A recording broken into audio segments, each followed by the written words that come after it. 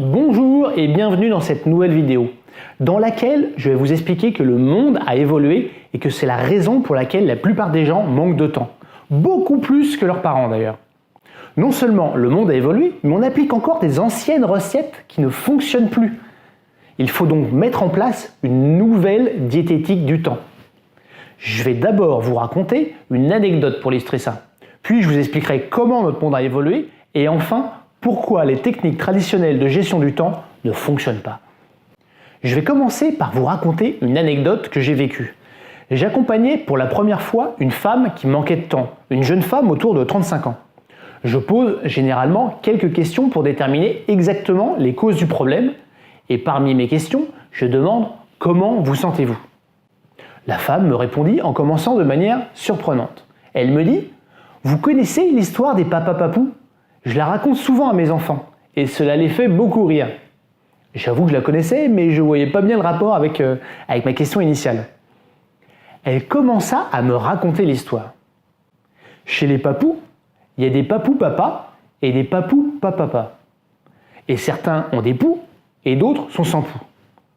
Donc chez les papous, il y a des papous papa, des papous papa, des papous papa à poux, des papous papa pas à poux, des papous papa pas à poux et des papous papa pas à poux.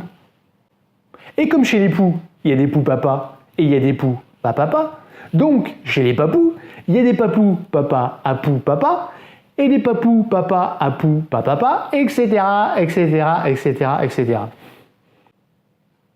Elle continua en m'expliquant, dans cette histoire, il y a un excès de mots qui, quand on y réfléchit, ont tous un sens. Mais quand ils sont collés les uns aux autres avec rapidité, nous en perdons le sens.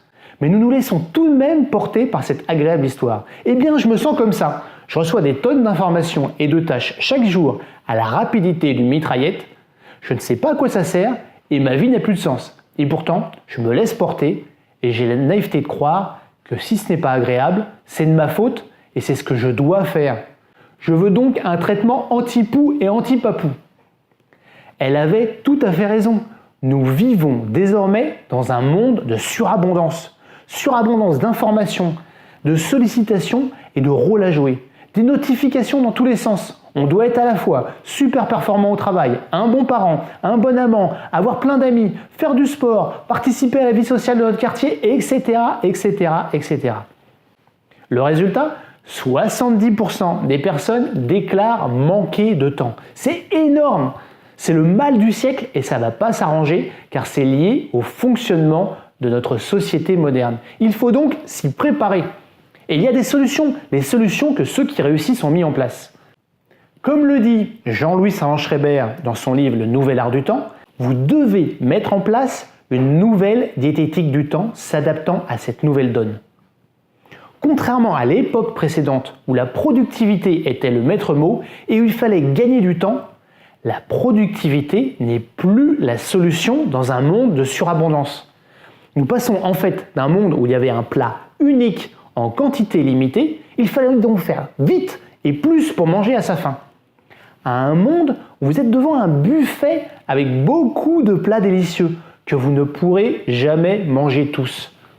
Non seulement vous êtes tenté de prendre ces plats délicieux, mais en plus on vous en rajoute sur votre plateau sans que vous donniez votre accord. Votre collègue, votre conjoint, vos amis. Vous devez donc appliquer une nouvelle diététique. En passant d'une approche rationnelle où il fallait utiliser des techniques pour faire plus et plus vite, c'est le but des techniques classiques de gestion du temps.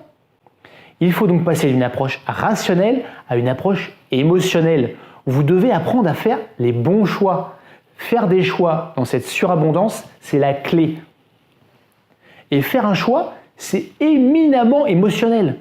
Par exemple, une même demande faite par un collègue neutre, un collègue qui est un ami ou un collègue qui a une certaine autorité sur vous n'impliquera pas la même émotion et donc le même choix de votre part. Et pourtant, c'est bien la même demande. Il faut donc laisser de côté les techniques de productivité pour adopter la solution qui fonctionne. C'est l'épanouissement temporel. L'épanouissement temporel permet de mettre en place cette nouvelle diététique du temps en mettant en œuvre une combinaison d'approches rationnelles et émotionnelles. Vous découvrirez l'épanouissement temporel dans la prochaine vidéo. À bientôt!